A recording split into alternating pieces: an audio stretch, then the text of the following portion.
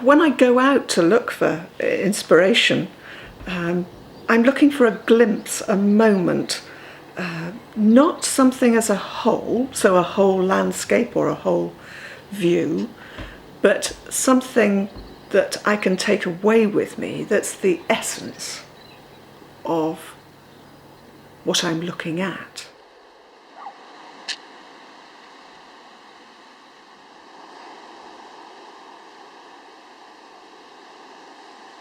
So a colour, a sound, even a smell, if it's been raining, you know, what something smells like when it's wet, and trying to put that down in words and then putting those words into shapes and colours.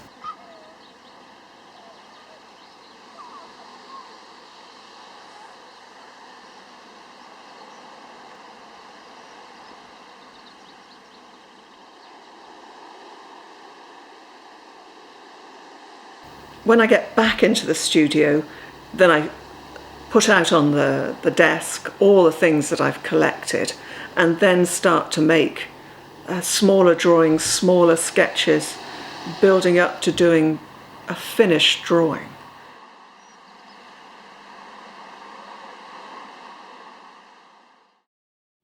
One then will say, oh, this needs to be woven. This has something about it that I can translate those qualities of what I've written and drawn about, all brought together to make one thing that then will translate well into being woven.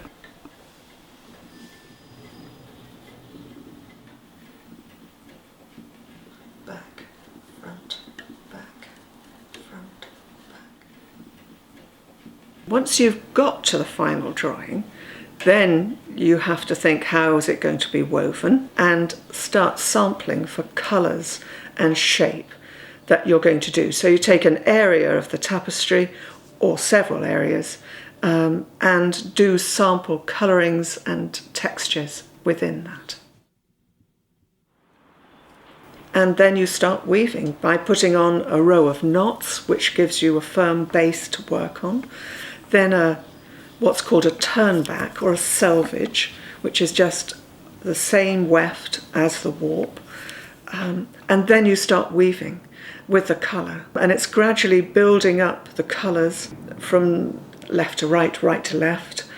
But you've got to build it like bricks. You've got to start right at the bottom and keep gradually building up area by area, colour by colour.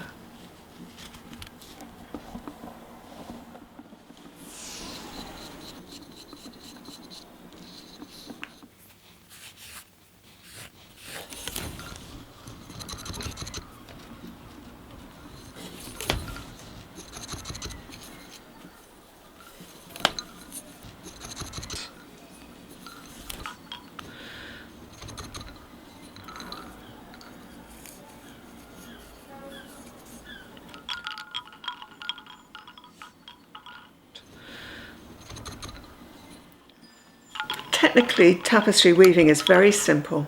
It's like darning. You're going in and out of the warps and building the areas. Because you're working on a grid, you're working on down threads and cross threads. So you've got to work to that basic principle.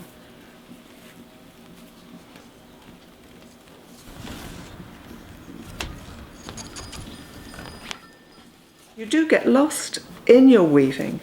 You can find that you've been there all day, and you haven't really realised that it's taken all day to get to the point you have. And sometimes it's enjoyable. It is really enjoyable that you know that it's going right, and you're feeling at ease with it. And of course, there are days when it doesn't go right, and you have to cut it out and go back and start again.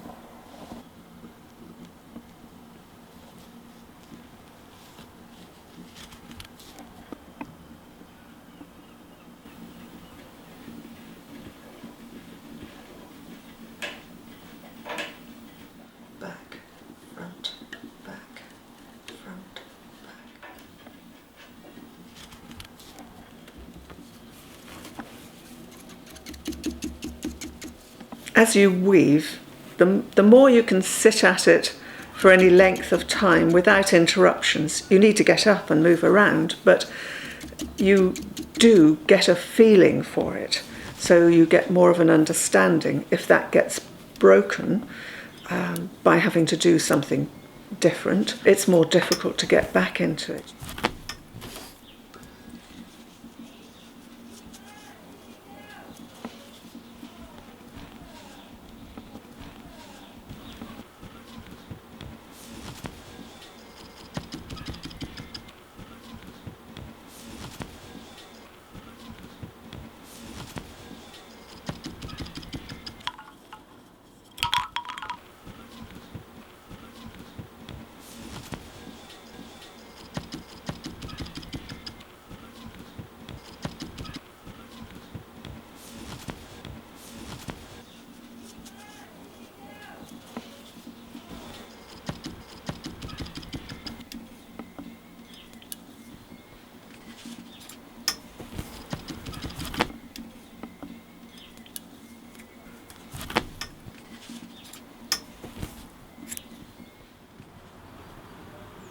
When you get to the final top of the tapestry, you do the same in reverse as you did at the beginning. So you put on a selvage or a turn back and then the knots.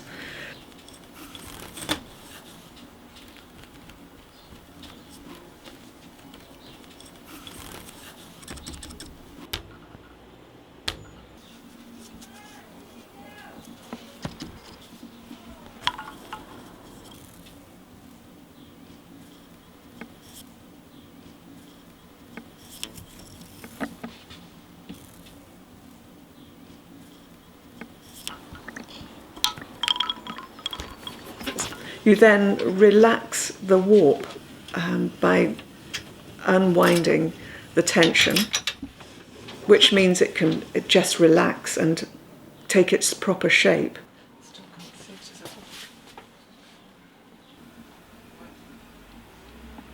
And then you take a sharp pair of scissors and cut through the warps, which is a scary moment. And I usually get somebody else to do it, which frightens them too.